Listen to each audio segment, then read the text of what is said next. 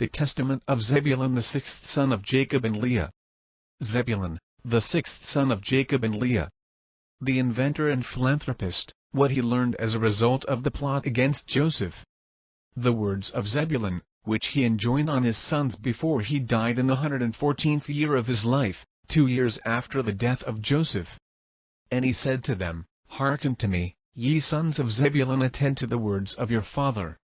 I, Zebulun, was born a good gift to my parents. For when I was born my father was increased very exceedingly, both in flocks and herds, when with the straight rods he had his portion. I am not conscious that I have sinned all my days, save in thought. Nor yet do I remember that I have done any iniquity, except the sin of ignorance which I committed against Joseph. For I covenanted with my brethren not to tell my father what had been done. But I wept in secret many days on account of Joseph, for I feared my brethren, because they had all agreed that if anyone should declare the secret, he should be slain. But when they wished to kill him, I adjured them much with tears not to be guilty of the sin.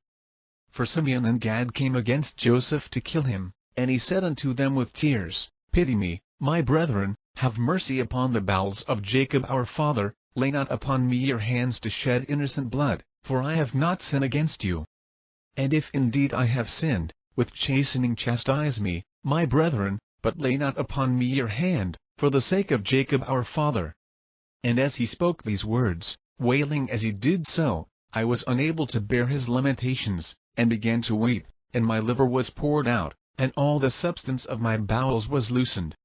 And I wept with Joseph, and my heart sounded, and the joints of my body trembled, and I was not able to stand. And when Joseph saw me weeping with him, and them coming against him to slay him, he fled behind me, beseeching them. But meanwhile Reuben arose and said, Come, my brethren, let us not slay him, but let us cast him into one of these dry pits, which our fathers digged and found no water. For this cause the Lord forbade that water should rise up in them, in order that Joseph should be preserved. And they did so, until they sold him to the Ishmaelites. For in his price I had no share, my children. But Simeon and Gad and 6 other of our brethren took the price of Joseph, and bought sandals for themselves, and their wives, and their children, saying, We will not eat of it, for it is the price of our brother's blood, but we will assuredly tread it under foot, because he said that he would be king over us, and so let us see what will become of his dreams. Therefore it is written in the writing of the law of Moses, that whosoever will not raise up seed to his brother, his sandal should be unloosed, and they should spit in his face. And the brethren of Joseph wished not that their brother should live, and the Lord loosed from them the sandal which they wore against Joseph their brother. For when they came into Egypt they were unloosed by the servants of Joseph outside the gate, and so they made obeisance to Joseph after the fashion of King Pharaoh. And not only did they make obeisance to him, but were spit upon also, falling down before him forthwith, and so they were put to shame before the Egyptians. For after this the Egyptians heard all the evils that they had done to Joseph. And after he was sold my brothers sat down to eat and drink. But I, through pity for Joseph, did not eat, but watched the pit, since Judah feared lest Simeon, Dan, and Gad should rush off and slay him. But when they saw that I did not eat, they set me to watch him, till he was sold to the Ishmaelites. And when Reuben came and heard that while he was away Joseph had been sold, he rent his garments, and mourning, said, How shall I look on the face of my father Jacob? And he took the money and ran after the merchants, but as he failed to find them he returned grieving. But the merchants had left the broad road and marched through the troglodytes by a shortcut. But Reuben was grieved, and ate no food that day. Dan therefore came to him and said, Weep not, neither grieve. For we have found what we can say to our father Jacob. Let us slay a kid of the goats, and dip in it the coat of Joseph. And let us send it to Jacob, saying, No, is this the coat of thy son? And they did so. For they stripped off from Joseph his coat when they were selling him, and put upon him the garment of a slave. Now Simeon took the coat, and would not give it up, for he wished to rend it with his sword, as he was angry that Joseph lived and that he had not slain him. Then we all rose up and said unto him, If thou givest not up the coat, we will say to our father that thou alone didst this evil thing in Israel. And so he gave it unto them, and they did even as Dan had said. He urges human sympathy and understanding of one's fellow men. And now, children, I seek to keep the commands of the Lord, and to show mercy to your neighbors, and to have compassion towards all, not towards men only, but also towards beasts. For all this thing's sake the Lord blessed me, and when all my brethren were sick, I escaped without sickness, for the Lord knoweth the purposes of each. Have, therefore, compassion in your hearts, my children, because even as a man doeth to his neighbor, even so also will the Lord do to him. For the sons of my brethren were sickening and were dying on account of Joseph, because they showed not mercy in their hearts. But my sons were preserved without sickness, as ye know. And when I was in the land of Canaan, by the sea coast, I made a catch of fish for Jacob my father. And when many were choked in the sea, I continued unhurt. I was the first to make a boat to sail upon the sea, for the Lord gave me understanding and wisdom therein. And I let down a rudder behind it, and I stretched the sail upon another upright piece of wood in the midst.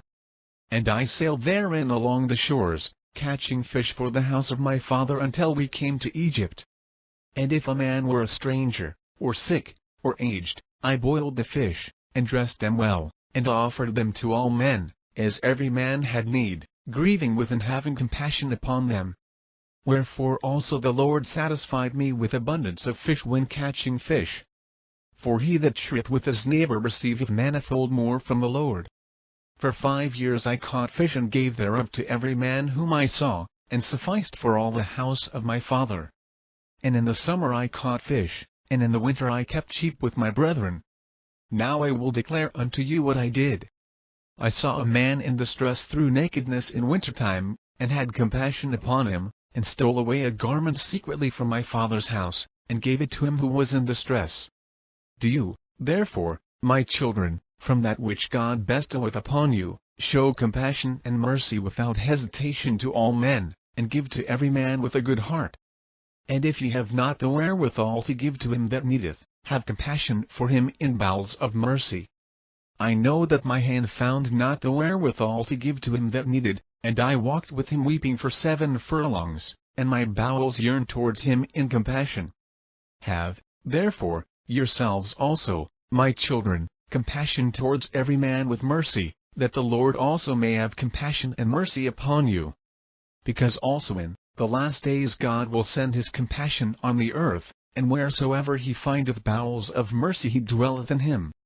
For in the degree in which a man hath compassion upon his neighbors, in the same degree hath the Lord also upon him.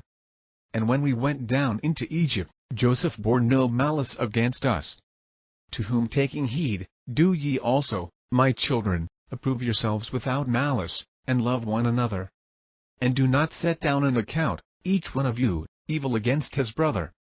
For this breaketh unity and divideth all kindred, and troubleth the soul, and weareth away the countenance. Observe, therefore, the waters, and know when they flow together, they sweep along stones, trees, earth, and other things. But if they are divided into many streams, the earth swalloweth them up, and they vanish away.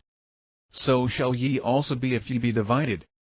Be not ye, therefore, divided into 2 heads, for everything which the Lord made hath but 1 head, and 2 shoulders, 2 hands, 2 feet, and all the remaining members. For I have learned in the writing of my fathers, that ye shall be divided in Israel, and ye shall follow 2 kings, and shall work every abomination. And your enemies shall lead you captive, and ye shall be evil entreated among the Gentiles, with many infirmities and tribulations. And after these things ye shall remember the Lord and repent, and he shall have mercy upon you, for he is merciful and compassionate. And he setteth not down an account evil against the sons of men, because they are flesh, and are deceived through their own wicked deeds.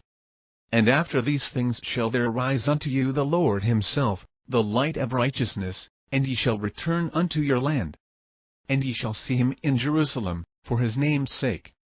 And again through the wickedness of your works shall ye provoke him to anger. And ye shall be cast away by him unto the time of consummation. And now, my children, Grieve not that I am dying, nor be cast down in that I am coming to my end. For I shall rise again in the midst of you, as a ruler in the midst of his sons. And I shall rejoice in the midst of my tribe, as many as shall keep the law of the Lord, and the commandments of Zebulun their father. But upon the ungodly shall the Lord bring eternal fire, and destroy them throughout all generations. But I am now hastening away to my rest, as did also my fathers. But did ye fear the Lord our God with all your strength all the days of your life? And when he had said these things he fell asleep, at a good old age. And his sons laid him in a wooden coffin. And afterwards they carried him up and buried him in Hebron, with his fathers.